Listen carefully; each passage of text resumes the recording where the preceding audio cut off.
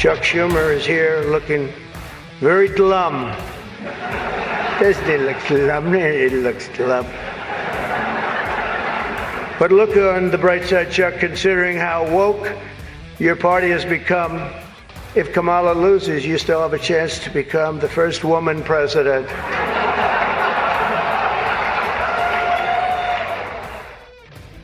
That's funny and that's true. That's good stuff. I don't know who was working with President Trump on his appearance last night at the Al Smith dinner, but Jim Gaffigan was perfectly good, and I think President Trump kind of stole the show with a lot of good jokes. I thought the Democrats were crazy saying men could have periods. Then I met Tim Walz, and Tim Walz isn't here tonight, but he'll say that he was. That's good stuff. That's because, for Democrats listening, that's because he lies all the time. He lies about everything. Oh, he's what did he say? He was an Iraq war hero. Did he say he was in Vietnam too? Pretty amazing. The head coach brought the high school football team to the state championship. He was the water boy. Hey, water boy. Goes on and on. A couple more from President Trump. And he should win an award. He should get a comedy award. If he were a Democrat, he would get a comedy award. But you know how the left is. They just want to loot and burn police cars and shoot people and stuff and harvest the organs of innocent black babies, helpless little black babies. Help me. So here he is, President Trump last night at the Al Smith dinner, number 20. Number 20 is the number on our story, our audio sheet, as it's called here. And Kamala Harris, who didn't show up, so she can't prove that she has a sense of humor about any of this. President Trump. A major issue in this race is child care, and Kamala has put forward a concept of a plan. A lot of people don't like it. The only piece of advice I would have for her in the event that she wins would be not to let her husband, Doug, anywhere near the nannies. Just keep them away. That's a nasty one. That's not and you're the crowd. Oh, you can't say that. Oh, yes, you can, because he impregnated the nanny who was the kid's teacher. And he went and grabbed her at school and said, hey, maybe you should be the nanny in her house so I can sexually abuse you. And he sexually abused her, and notwithstanding the patriarchy providing 14 different kinds of birth control for when she got pregnant. And then he apparently, the news media has no interest in this at all. They're not curious at all. But apparently he paid her money to get an abortion so that he didn't have an illegitimate child like Hunter Biden. And all of this is fine when you're a Democrat. Really, it is. Remarkable stuff. And then he slapped the heck out of that woman who he brought to France with him, Doug Emhoff. And I want to get to this Bill Maher stuff about that, too, because that's part of that whole thing, too. Wah, wah, wah. And President Trump, it was, he had finished his routine. His routine was kind of routine. You know, he does comedy routines everywhere he goes. When he takes a stage, he does comedy because he's a naturally funny guy. But it was time to say farewell to the fancy crowd. Well, I'd better wrap up because Mayor Adams told me earlier that I needed to make this one very quick, especially the city has reserved this room for a large group of illegal aliens coming in from Texas. Large group of illegal aliens coming in from... We need the space. We need the room. It's New York. What are you going to do with all the illegals that the Democrats have dumped on you? Which, of course, once again, is what Mayor Adams made reference to. And then the Justice Department started indicting him on crimes. And he himself, the Democrat mayor of New York, came out and said that the reason he was indicted is because of the things that he said about the illegal aliens being dumped. And then it's like, oh, wait, he accepted an upgrade on his airfare from Turkish Airways? We're going to have to put him in prison for 40 years. It really is the stuff of third world countries. We shouldn't make any bones about it. We should say it out loud while we still can. As freedom-loving Americans. Remarkable stuff. Now, Michael, were you able to get that Bill Maher stuff? Because the Bill Maher, who has $25 million show on HBO, and he's a left-wing Democrat propagandist, and famously said that the hijackers of September 11th were brave, hijacking, murdering, and crashing planes into buildings, while our fighter pilots were cowards. That's Bill Maher. That's what really catapulted him to fame when he had his TV show on ABC Network way back then. And he's still being paid tens of millions of dollars by the Democrat propaganda machine. I think conservatives need to start trying to match their propaganda machine. I'll be first in line. Remarkable stuff. So here is, and this is kind of fascinating because on his HBO show, they have people, a panel, and usually they try to have one conservative on the panel, and it, sometimes it's worth going on if you're the conservative, and sometimes it's not. But they're talking about Doug Emhoff, who would be the first gentleman of the United States. He's the second gentleman. I find those titles annoying, but that's me. And they're talking about, now here's the thing, they didn't talk about him on the HBO show. They do an after show, which a lot of shows do now. They do an after show that streams online and doesn't air on HBO because HBO doesn't want to talk about Doug Emhoff knocking up the nanny, impregnating the nanny, and, who knows what with the baby, but we think we know what with the baby. And also Doug Emhoff, the reporting by the Daily Mail out of the United Kingdom, where they had 3 women that testified, and it would be testimony if this were only a Republican political family, rather than just talking to the news media, that there would be congressional hearings. And I think the Republicans probably should be looking into this and looking at congressional hearings, because if the first gentleman of the United States is a known woman beater and nanny knocker-upper. And again, Doug Emhoff was married before he married Kamala. And he was married to this woman. They had 2 children, including that skinny woman with the tattoos that we're told is beautiful when we all know that she's not just by looking at her. And she's an international fashion model because of corruption. And we live in a sick society. But in any case, the first wife said, well, I think we're going to call it quits, after she learned that he had been boinking the nanny, who had also been the school teacher to their 2 kids, that he impregnated her and then, dropped her off at the Planned Parenthood clinic and gave her a fistful of cash. All right. So Bill Maher, who thinks he's brave for getting around to this topic and still saying, well, gosh, really, the media, should the media talk about this? So I think we have 3 sound bites on this. Bill Maher on his after show, HBO, because probably HBO won't air it because Time Warner and Democrat propaganda and all of that. So this is what it sounded like. There's a lot of scuttlebutt in the news this week about Doug.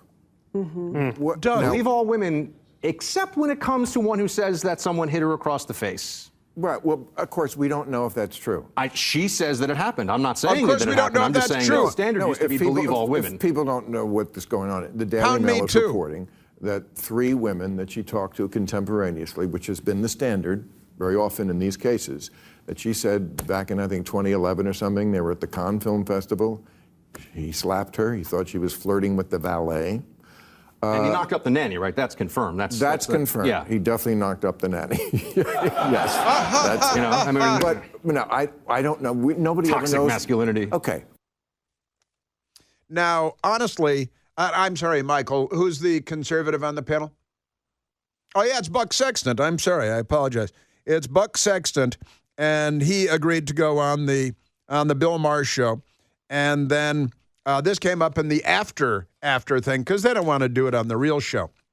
And you remember the stat, believe all women and pound me too. They didn't even get to pound me too, and they haven't mentioned Brett Kavanaugh.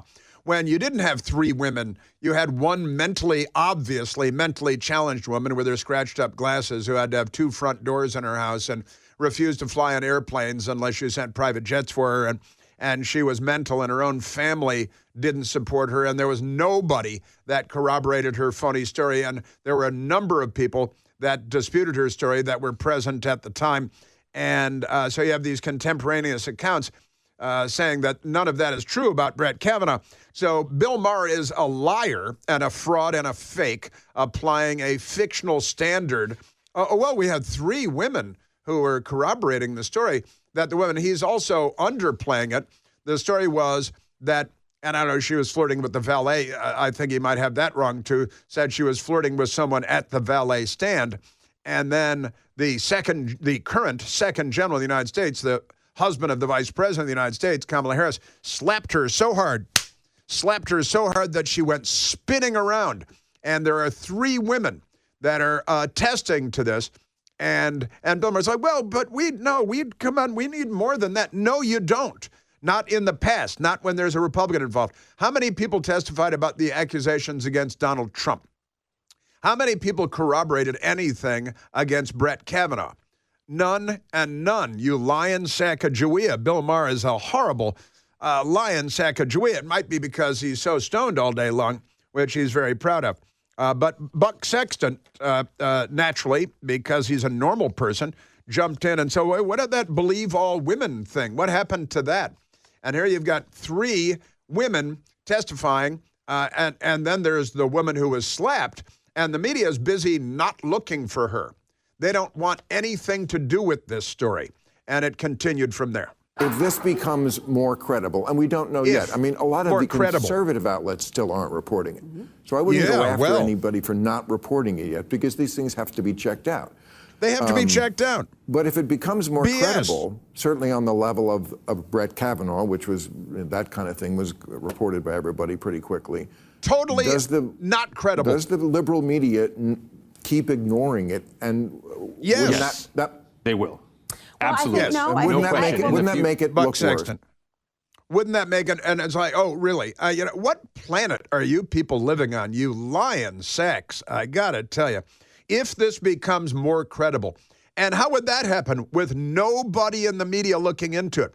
Honestly, if I'm Speaker of the House, I'm bringing in the reporters from the Daily Mail. I am bringing in the women. This is just absolutely appalling. The phony, baloney, lying sacks of Julia, Bill Maher and the clowns that he's got there, just appalling, absolutely appalling. And well, if it becomes, because you have a completely different standard. Were it not for double standards, liberals would have no standards at all. And this is another glaring example of that. Absolutely incredible. How awful, how corrupt, how sinister, how devious, how untrustworthy these people are. And you know that they are in their personal lives as well. Boy. And so Buck Sexton was there, and he's like, if this becomes more, it's all much more credible than anything that you hurled at Brett Kavanaugh. All much more credible than anything that Donald Trump with this Bergdorf Goodman lady and E. Jean Carroll with the, I don't remember what year it was, and I think it was Bergdorf Goodman, and I don't really know what happened, but never mind that. And then they wrapped it up. What I don't think is fair is to, and I'm consistent on this on all accounts, is to tar and feather without more. I think you have to give information to people, and you have to actually do your homework and background. I don't think by not reporting, and I'm not familiar with all of the allegations that are involved here. Sure, you're not. But I think it is appropriate to investigate, as it is appropriate to be cautious before you simply put something into the ether that has no substantiation. Just to be clear, though. Yay, Laura Coates of CNN. Really? Well, let's apply that standard to President Trump. Let's apply that standard to Brett Kavanaugh. You hypocrite, you clown. Laura Coates pretending to be a journalist at a pretend news organization, CNN. Just amazing. Absolutely amazing. And this is, and again, you won't see that on the HBO show of Bill Maher. It's just on the streaming thing that nobody sees, and it's from days ago, and nobody's ever going to see it, and the news media will ignore it. And well, will the media ignore it? It's too late. The media's already ignored it. And they will continue to ignore it. Most corrupt institution in America. Extraordinary. What a bunch of clowns. And thankfully, Buck Sexton was there. Remarkable. You know, America's strength isn't just built, it's also worn. For those who put in the hours to get things done the old-fashioned American way, G-Defy shoes are made right, and they're made for you. With patented VersaShock technology, G-Defy doesn't just talk comfort, they engineer comfort. Every step you take of G-Defy shoes will help absorb harmful shock and provide trampoline-like energy return to your arches, to your feet. My best girl and I, we've each got a pair of G-Defy shoes that they sent us shoes. You know, and we hike around the city, and I said it and I meant it. Your feet feel better when you're done hiking than they felt before you started hiking. Remarkable, designed for hardworking people, for parents chasing kids, for those who stand tall no matter what. Go to gdefy.com and use the code CHRIS. You're going to get $20 off orders of $100 or more. That's the code CHRIS for $20 off your order of $100 or more, because champions need to rest. Go to gdefy.com today. Yeah, that Bill Maher thing really took us this morning. So wait a minute, and they're not even going to air that. No, and they're not even going to air that. The corrupt cowards. Now, if you're a Republican, forget about it. That stop the presses. We're going to run over. We've got breaking news, and here it is. 3 women confirm. Pound me too. Believe women. The bunch of lying hypocrites. There's a lot of scuttlebutt in the news this week about Doug. All right, let's go to the telephones. I haven't been there in a while. Let's go to Danny, calling from Washington, D.C. Danny, you're on the Chris Plante Show. Hey, good morning, Chris. Wasn't Joe Biden the one that was on the Senate Judiciary Committee that was responsible for affirming Clarence Thomas, but yet, so he believed Anita Hill, didn't he? Not really. It's funny how they do this stuff and they don't think it's going to come back to bite them, and I don't understand it. I mean, how could people be so stupid? Well, it really never does come back to bite them. We're aware of it. You're aware of it. But, yeah, Joe Biden was the chairman of the Senate Judiciary Committee during the confirmation hearing for Clarence Thomas more than 30 years ago, presided over the high-tech lynching. And when you're a Democrat, because of information dominance, it just rolls right off. It's quite amazing. You know, look, believe the women? Are you kidding me? Bill Clinton sexually assaulted, raped Juanita Broaddrick, assaulted Paula Jones and Kathleen Willey, and, then there's his internship program, of course, and it all washes away.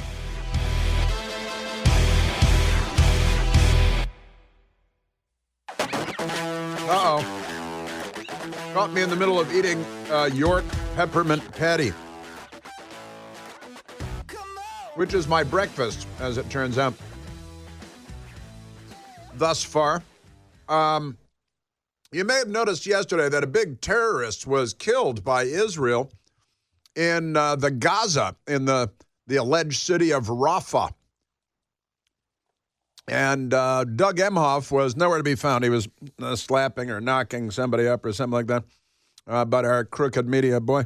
I'm telling you, and this murderous terrorist named Yahya Sinwar is now No Sinwar. He's because he's dead. Did you see the picture of him? I saw, my best girl showed me the picture of Sinwar after being killed.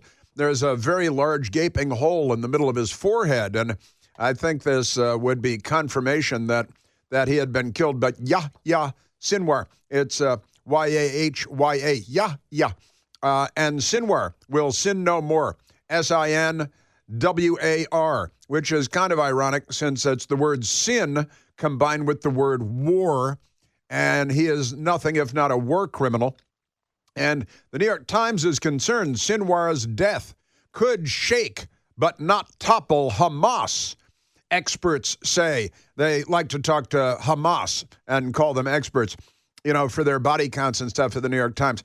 But this is kind of interesting because Israel has been hunting Yahya Sinwar for quite some time now. He is, I should say, considered to be the creep terrorist that plotted the attacks of October 7th last year, where they went in and murdered 1,200 plus innocent people, kidnapped hundreds more, rapes, skinning people alive, burning people alive, torturing, rape, and they're still holding hostages. And he's a savage, and the only solution for him was to put a giant gaping hole through his forehead and kill him, because it's the best thing for humankind. It's a terrible thing, but sometimes there are people that are so terrible, so awful, that really the best thing for everyone is to kill him and or them, as is the case with radical Islamic jihadi terrorists all over the place. But the corpse of Yahya Sinwar was found in the landscape he envisioned. I love this, Time magazine. The dusty rubble of an apocalyptic war ignited by the sneak attack he had planned in secret for years and launched on October 7th, 2023.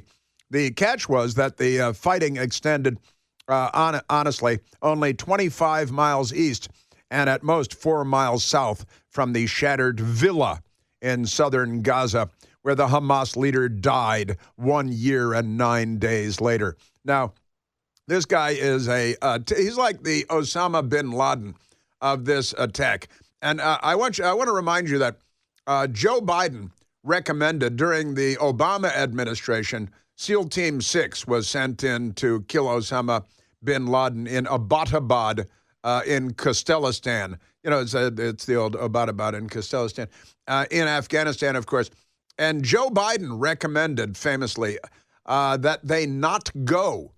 He told then President Obama that they should not go when it came time. Hey, Joe, you're the vice president. I want to ask for your advice. What do you think? Should we go, not go? Don't go. Don't go. He recommended that we not go.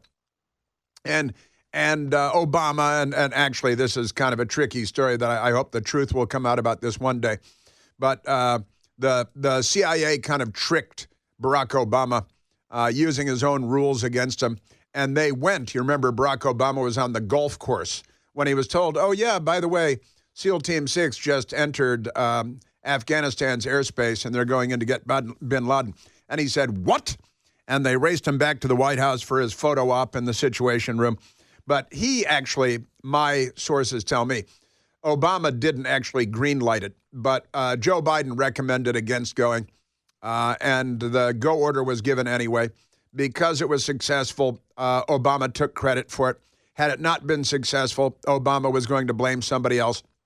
And there are a bunch of weasels and snakes in the political business in Washington. But never mind that, because now we leap forward to Yahya Sinwar. And he was killed yesterday, and it makes me very happy that he was. And it will save lives. It's the best thing for humanity that this animal... Excuse me, I don't want to insult animals, that this savage was killed yesterday by the Israelis. And there is still a variety of different versions of the story itself coming out. One is that a 19-year-old actually killed him, and another is that a little mini drone killed him, but it looked to me like he was shot through the head. In any event, Yahya Sinwar, the head of Hamas, killed. And that is a wonderful thing. Now, you may remember that Joe Biden was very much against the Israelis going into the city of Rafah in the Gaza.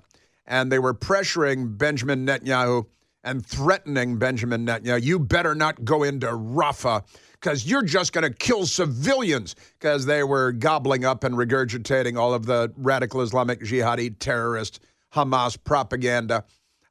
Because they're not on our side, the Democrat Party, the so-called Democrat Party. But in any case, they went yesterday and they got him, and that's a good thing. And I'm not sure that they right now that they even knew that he was at the location they were going into, but it turned out well. It turned out happily.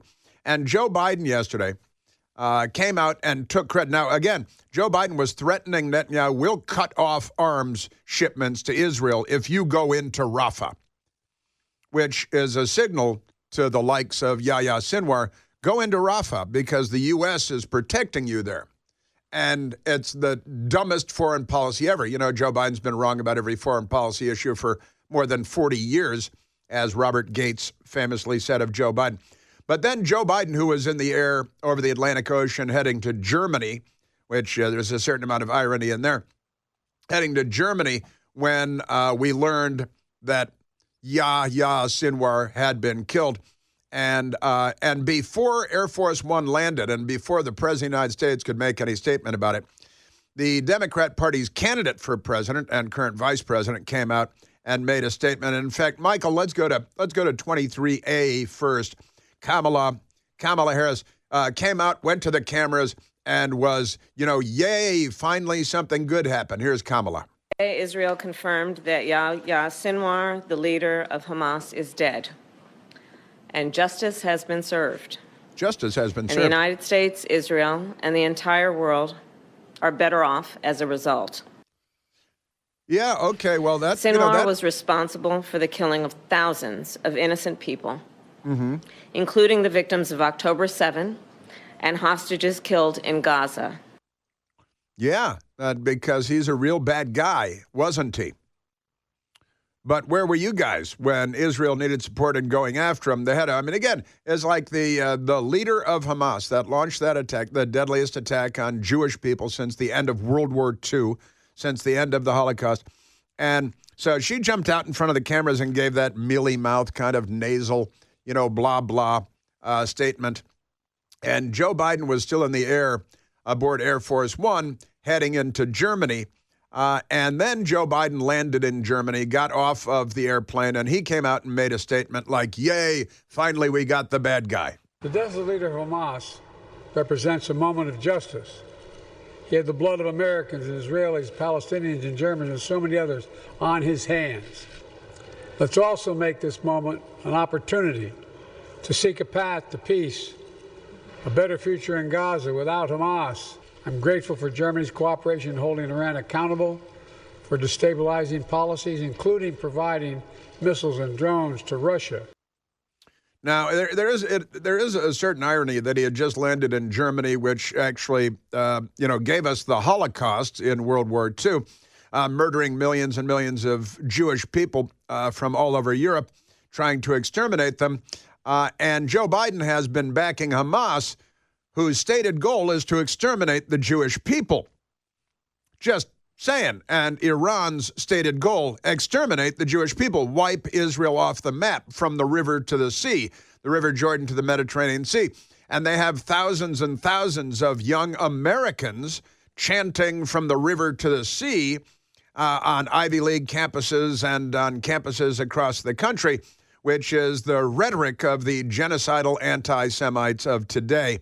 And Joe Biden had just landed in Germany to deliver this yay message, and forgetting Kamala and Joe Biden, that the position of the Biden-Harris administration all along has been, oh no, don't be mean to Hamas in Gaza, where they all reside and they use their own families as human shields and anybody else as human shields, and they don't care if everybody gets killed, because they're going to paradise and getting, 72 raisins. They love raisins.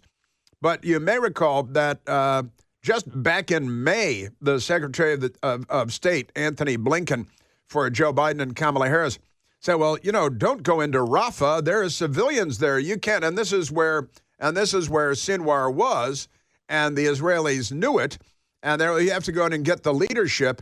And here is our own U.S. Secretary of State, Anthony Blinken. As we look at Rafah, they may go in and have some initial success, but potentially at an incredibly high cost to civilians, but one that is not durable, one that's not sustainable.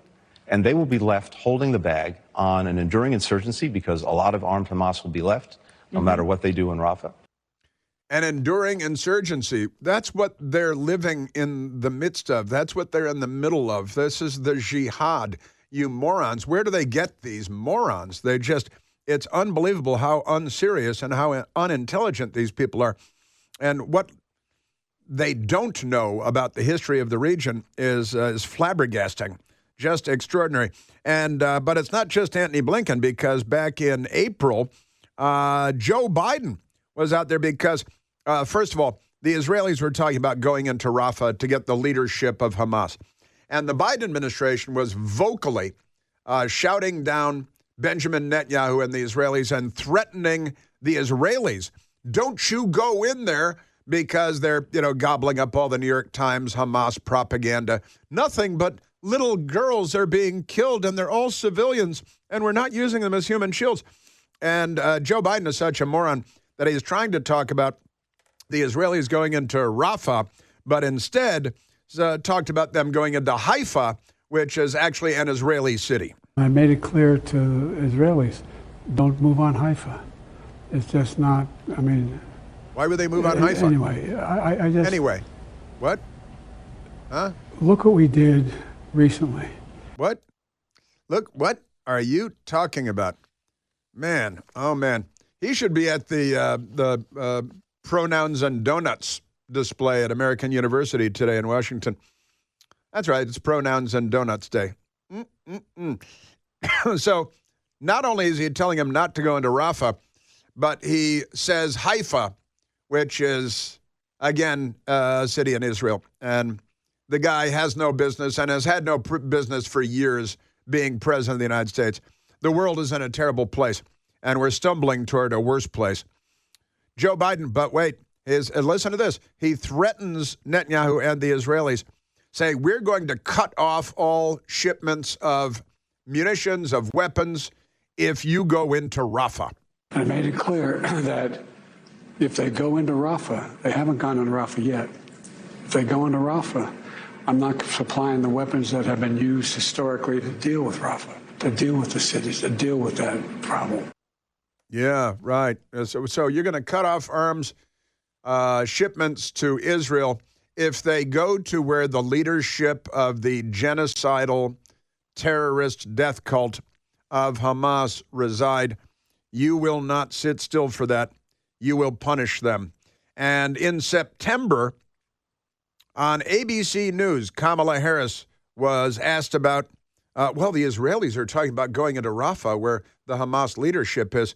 Madam Vice President, what about this? Any major military operation in Rafah would be a huge mistake. Let me tell you something. I have studied the maps.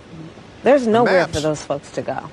And we're looking at about 1.5 million people in Rafah who are there because they were told to go there, most of them. Yeah. So they, just to be clear, I played you a collection of sound bites there of the Biden administration, the Secretary of State, the President, and the Vice President demanding, insisting, and threatening Israel. Do not go into Rafah just because the leadership of the genocidal death cult Hamas, the racist genocidal death cult of Hamas, just because the leadership is there, and Yahya Sinwar, don't go in there. We'll cut off arms to you because they are in service of the jihad. And Joe Biden gave Iran $6 billion in exchange for 5 hostages that they were holding, which they used to fund Hamas and Hezbollah in Lebanon and the Houthis in Yemen. And day before yesterday, Joe Biden ordered B-2 bombers to go drop huge bunker busters on the Houthis in Yemen. But Joe Biden and for that matter, Barack Obama are responsible for funding going to Iran so they can wage the genocidal jihad against Israel. And they're condemning Israel the whole while. And yesterday, when the Israelis went in anyway, and they got the leader of Hamas and killed him, then Joe Biden and Kamala Harris raced to the microphones and the cameras to take credit for it, like they had done something good. And we have a news media that doesn't bother to point this out because they're too busy spreading monkeypox among one another. I guess I'm not going to get to Elon Musk after all. Talking about, if Trump doesn't win, we'll never get to Mars. And Starfleet will never be a reality. Trump must win. Elon Musk. Elon Musk is, I've decided, the Leonardo da Vinci of our day. And he must be respected. And he's on America's side, unlike the Democrats. Let's go to the telephones now. And thank you. I've been in Chicago today, and it's been a little bit different. We had a couple of hiccups that I hope you didn't notice too much. I hope they weren't too obvious. But I got a big politics and a pint event in Chicago, just outside of Chicago today. I'm back in the saddle in Washington on Monday. That's the plan, provided United Airlines doesn't. Let's go to Jack, who's calling from Chicago, Illinois, listening on the great WLS, where I am sitting right now. Hey, Jack. Hello, Chris. Hello, the world. I really appreciate what you're doing. I just want to relate one idea, one memory. A fella I knew named Ralph, who was also a Marine, as I am. Ralph is deceased. Mm-hmm. On short time in Vietnam during Tet, hoping to be rotated out, and the 1967 war broke out. No one was going to be deployed except to support the Israeli Defense Forces, and Ralph forever was grateful for IDF, Israeli Air and Armor. Won the day. Keep pushing. Roll the Merkavas. Now, what do you say? I'm a little confused. The Israeli armor, Vietnam War, Tet offensive. Put those together for me. So we're saying that he was on short time, trying to get out in 67, maybe a little before Tet, to rotate back to the States as a conscript. Yeah. However, in the last few days of his deployment, there was no going back to Hawaii, California, San Diego, wherever, to get back to the States. That all deployments were, all rotating out was nixed, and everyone was going to support the IDF during the 67 war. Right, the 1967 war. Yeah, go ahead. However, during the few days as he's waiting to rotate out from Vietnam, the Israelis won the day. They won. As they have a habit of doing, and thank God for it.